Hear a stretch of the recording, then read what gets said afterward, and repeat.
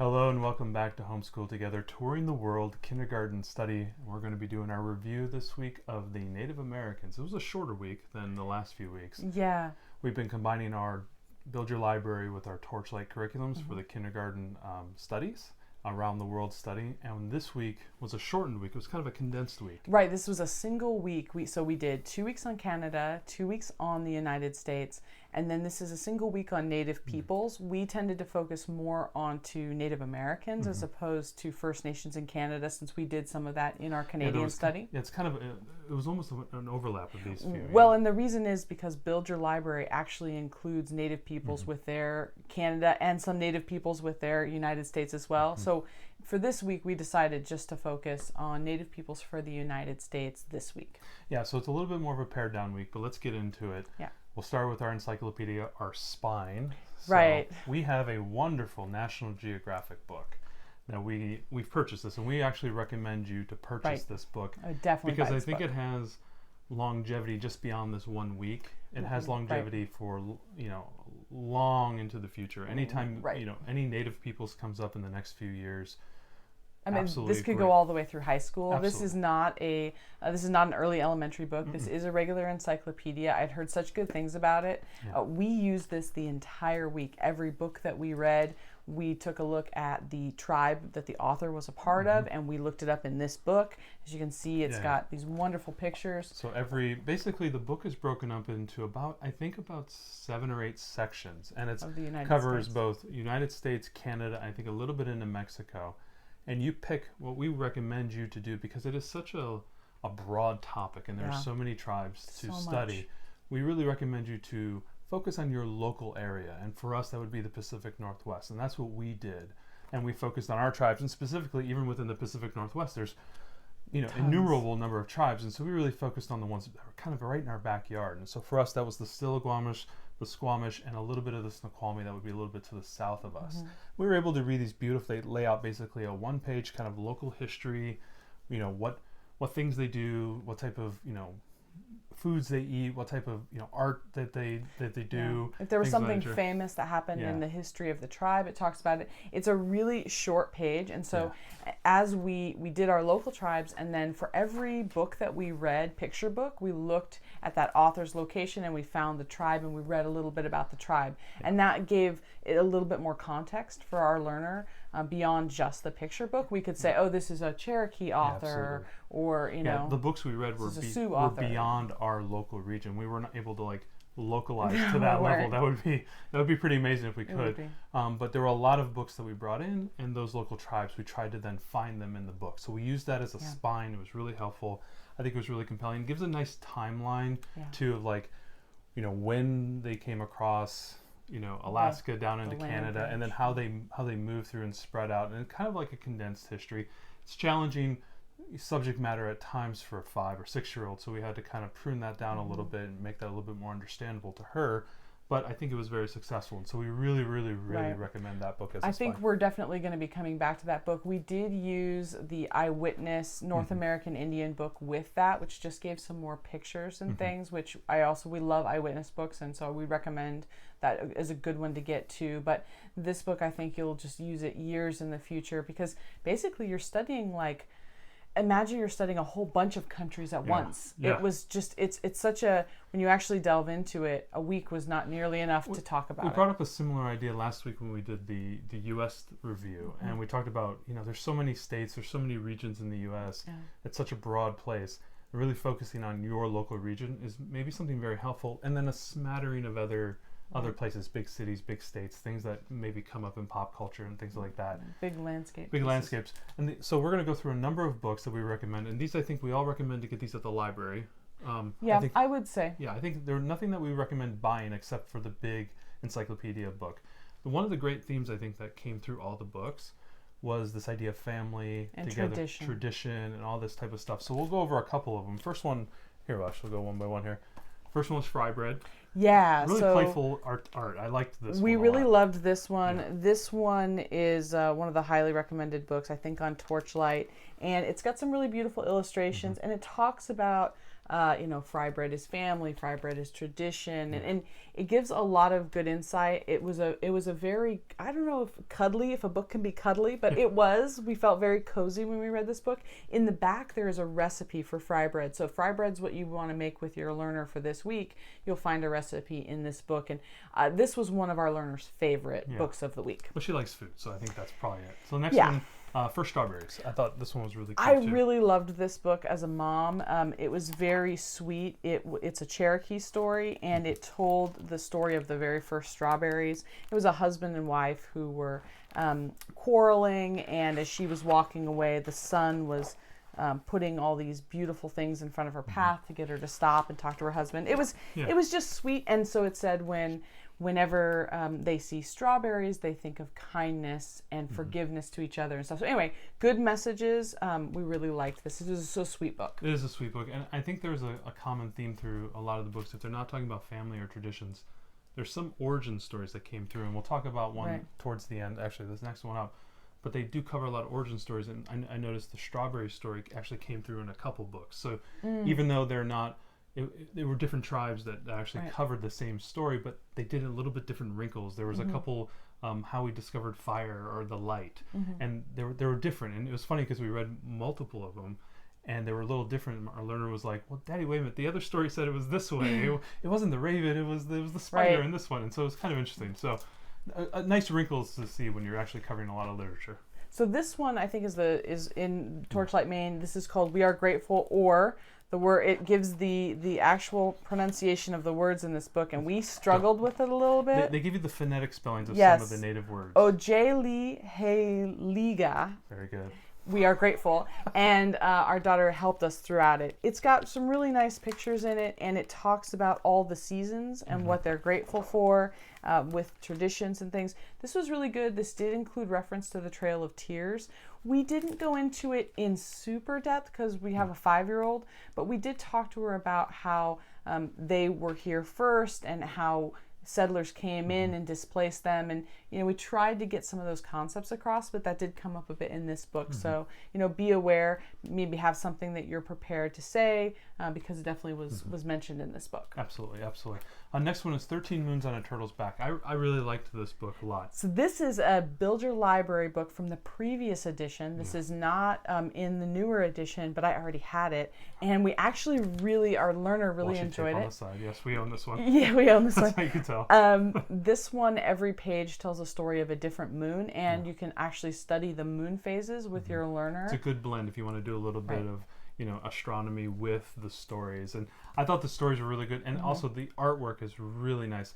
The stories are actually very short. They're almost like poem length. It's almost like a poem. Yeah, it's almost like a poem, but it tells through the seasons.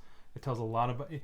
It makes a lot of sense when you're reading the story about the moose come out at this time, or the coyotes are chasing whatever, and it just makes a lot of sense based on the time of the year of the story. And so you can really do this as a seasons thing. So if you wanted to buy this and read it slowly through the year or follow the moon cycles, a lot of great learning here, and maybe a quasi recommend to buy because it's just a very beautiful book, and it's something that you can bring back through the year. I think it's out of print now, but we were able to get it for just a few dollars used online. So I definitely think it was good because our learner also studied moon phases while we were doing this, which is what they recommended in the old edition of Build Your Library. So I thought this was a really good one. Yeah, really nice. So At the Mountain's Base, really kind of like a very emotional, so you got to be prepared for that Lakota story. Set back in World War II, there was a female pilot who actually flew an airplane and pulled target planes behind so that the fighter pilots could train. And it was a story about her family missing her because she was off at the war being a training pilot. And so that was a neat real story. It was a real story, really emotional, really different. I think this is the only true story of all the things. Everything else was fictional. It was very much for me. It was very much a standout story because it was different. Like it was way different than the other stories. So I really enjoyed this, and the artwork is actually very nice as well. Yep, that was a really good one. Next one, Jingle Dancer. Yeah, our daughter loved this book. This is all about a girl who's trying to collect jingles to help make her dress for her jingle dance competition. I think she needs 3 or 4 lines of jingles in order to perform. And so she's going around her local community and her family and borrowing their jingles off of their dresses, and they're all giving them to her so that she can practice and then be part of the competition. It was another kindness, tradition kind of story, and we actually paired this with YouTube videos of jingle dance competitions, very helpful, which our daughter really enjoyed. This, if we asked our daughter what her favorite book was, I'd say she would say this hands down. She really loved Jingle Dancer. So I think she identified with that because she's in dance as well, and this girl trying to get her costume just right. And anyway, this was a really good book. Last one that we've actually used a couple cycles now. We did this with the America study as well. If You Lived Here, which is a really nice book about houses. So, like, for example, that's the colonial house that we studied for the U.S. This is a Torchlight spine, but it's not used all the weeks, so we wanted to just kind of shout it out. Especially, this is the Pueblo houses, and we watched a great YouTube documentary that actually was just a person who'd visited them, which was a really great way for our daughter to see that. So I think the houses is really nice, kind of in the same way that Children Like Me or School Like Mine shows where other people go to school, where they live, and what toys they play with and things. The relatability of housing, I think our daughter really enjoys seeing that differences. And some books can help lead to additional study. For example, the Jingle Dancer is a great one to go into YouTube and see additional videos of people actually doing this thing, as well as books like this, where you actually can go out into YouTube, you can go onto web materials and whatnot, and actually see the houses and see pictures of it. I think it's just it's a book, it's a type of book that actually leads to more discovery. Right. And there's like kind of those two. Some of them are just like stories you read about, and these are, I think, more enriching in the sense that you can go on to other resources. Yeah, we really enjoyed this book. Yeah, so the last one you read, actually. Yeah, so this one, in the Sky at Nighttime, this isn't so much of a story as it's just a beautiful book, and led to lots of discussions about Alaska and the Northern Lights and things. So this was kind of a weaker recommendation for us, but it was just so pretty I wanted to include it. There is one more book that we don't have to show, which is Coyote Tails, and that's one of the Torchlight books for the week too. So it's a chapter book essentially, but it's really broken in half with two long kind of trickster stories about Coyote and the origins. The first one is the origin of how he howls at the moon. That one was a bit of a mixed bag for us. We'd bought that book because it was longer and we knew it would take several days. We liked the beginning story. The second story was a little bit strange. I would say don't buy Coyote Tails. I would definitely recommend getting it from the library if you can, because I think I don't know how much it really gave us about Native American culture. It was all about the animals. It was a trickster tale about them, and of course there is lots of legend and things in different tribes about coyotes, but it didn't connect very well for our daughter, and the second story was kind of weird, so I would say skip that one. You could get it from the library, maybe read the first story, but I wouldn't recommend really reading the second one. I think it was Coyote's Coat, I think is what it's called.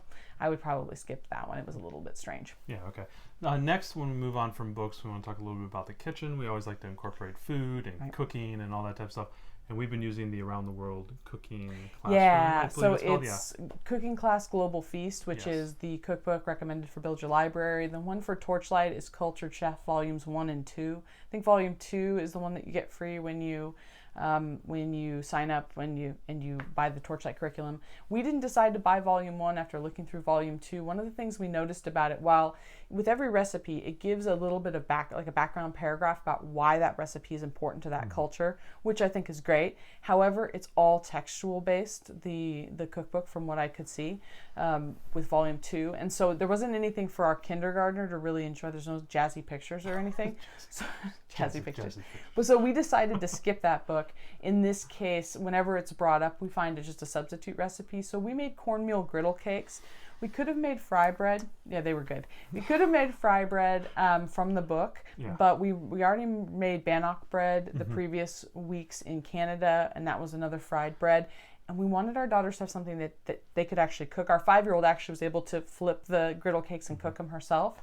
So one of the things I always have issues with the cooking classroom is the fact that I've got a 2-year-old there as well. Right. And so I've always got to balance the recipes. And so I think making the cornmeal griddle cakes was actually nice because they could both pour in ingredients, they can both mix it, and then I could okay, toss on Curious George and occupy the 2-year-old while the 5-year-old is flipping pancakes on a hot grill. So you got to kind of balance the safety of the classroom. I don't know if OSHA would be allowed in our house while we're doing it, but it's enjoyable. It was really fun.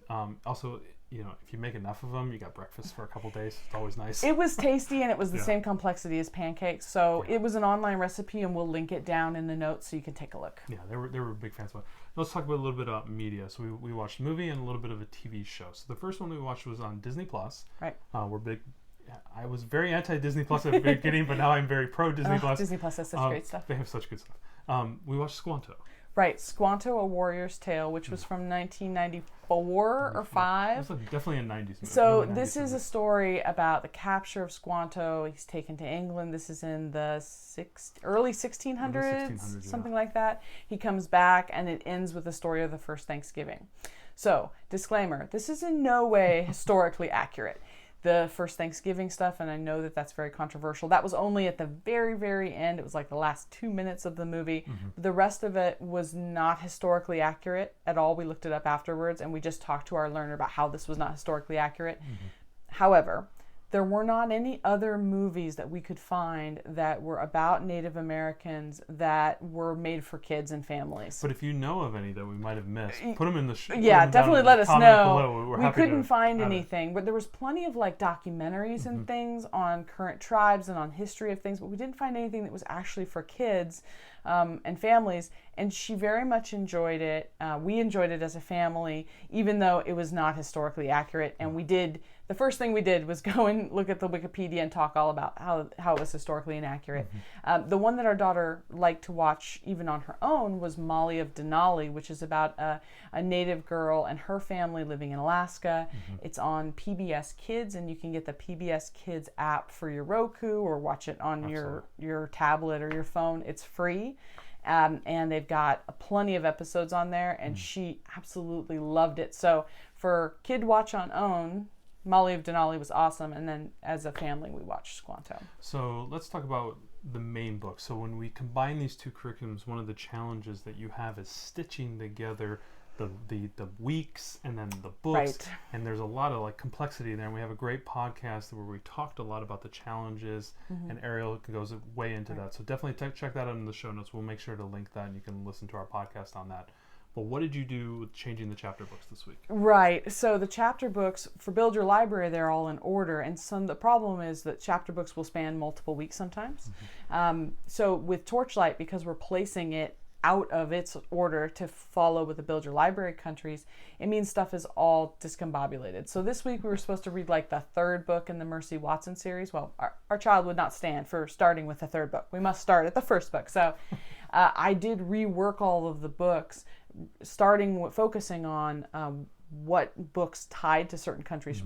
Mercy Watson for Torchlight and Zoe and Sassafras, which is a science-based book.